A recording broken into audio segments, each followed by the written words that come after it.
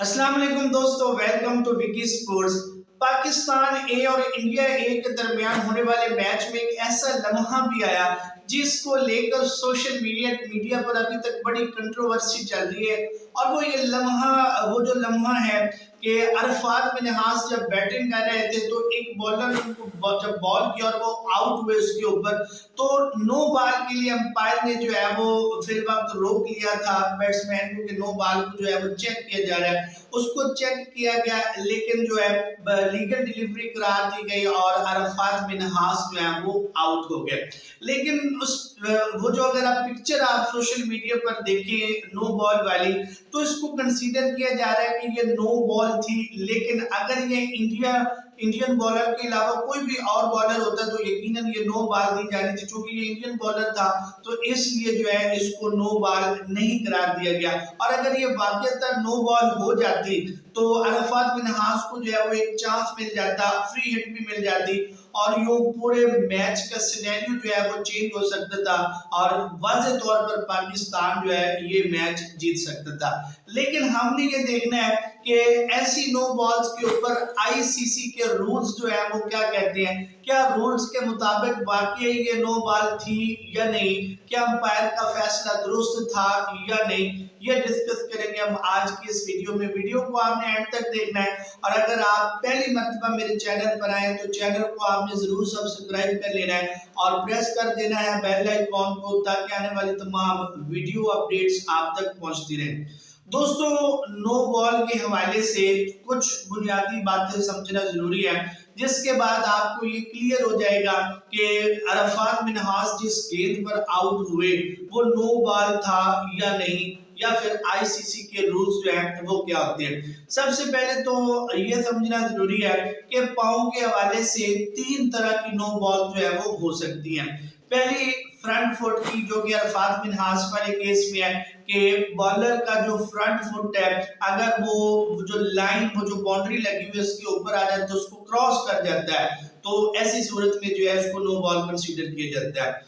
दूसरी no ball, side पे जो लाइन लगी होती है अगर उसके ऊपर बॉलर का पांव आ जाता है तो उसको भी नो बॉल कंसीडर किया जाता है। और तीसरी नो बॉल जिसके लिए कोई लाइन नहीं लगी होती बल्कि एक इमेजिनरी लाइन होती है, ख्यालाती लाइन होती है कि अगर बॉलर जो है वो उसका पांव स्टंप्स के सामने आ जाता है, यानी जो विकेट्स लगे हुए हैं उनके सामने बॉलर का पांव आ जाता है, तो ऐसी सूरत में भी उसको नो बॉल कंसीडर किया जाता है। लेकिन इस तरह की नो बॉल जो है वो बहुत कम होती है, बल्कि अक्सर नहीं होती।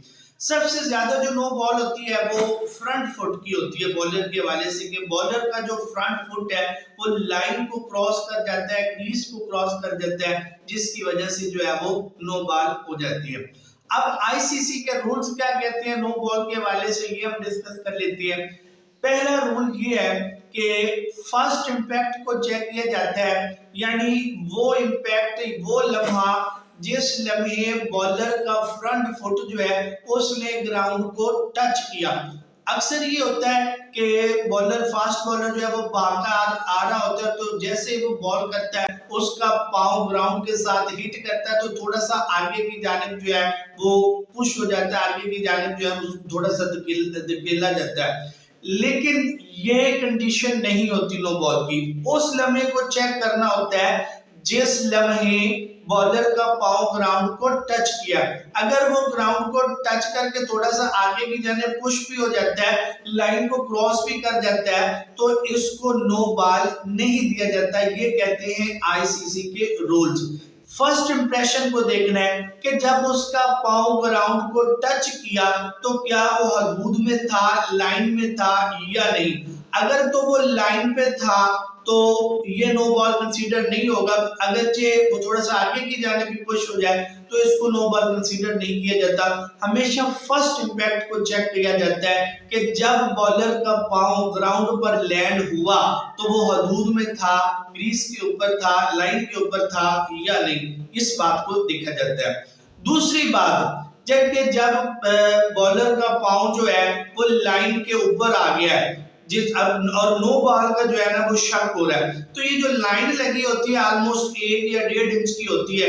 अब इसके जो दोनों रुख हैं, यानी एक रुख इसका अंपायर की तरफ है, इनर बाउंड्री जो है और दूसरा रुख जो है इसका बैट्समैन की तरफ है, यानी इस लाइन की जो आउटर हदूद है, यानी इस लाइन की इनर हदूद और आउटर हदूद। अब यहाँ पर बात को समझना बड़ा जरूरी है। अगर तो बॉलर का पांव जो है वो लैंड हुआ है, ग्राउंड के ऊपर टच किया है और उसके जूते का हल्का सा सिरा भी अगर इनर लाइन पर टच कर रहा है, यानी वो लाइन जो अंपायर की तरफ है अंदरूनी हदूद, अगर उसको थोड़ा सा भी टच कर रहा है तो इसको नो बॉल कंसीडर नहीं किया जाता।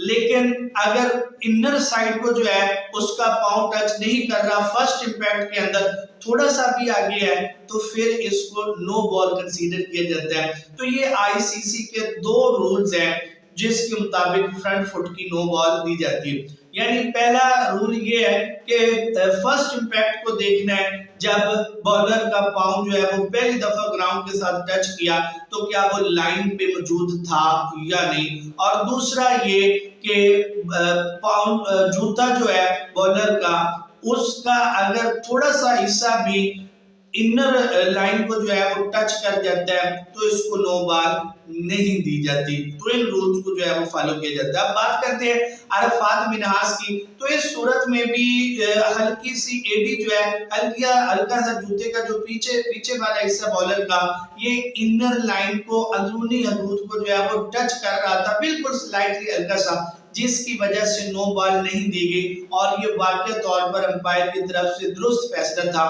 कि आईसीसी रूल्स के मुताबिक ये नो बॉल नहीं थी।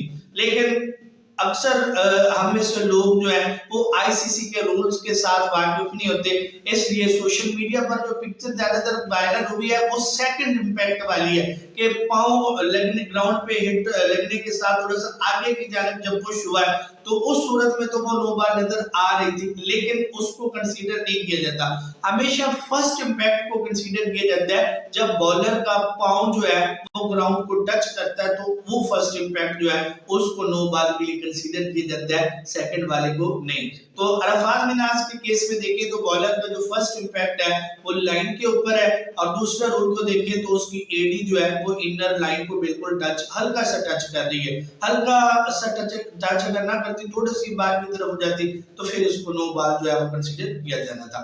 दोस्तों, अगर आपको हमारे वीडियोस इंफॉर्मेटिव और अच्छी लगती है तो चैनल को आपने कर लेना है सब्सक्राइब और प्रेस कर देना है बेल आइकॉन को, ताकि आने वाली तमाम वीडियो अपडेट्स आप तक पहुंचती रहें।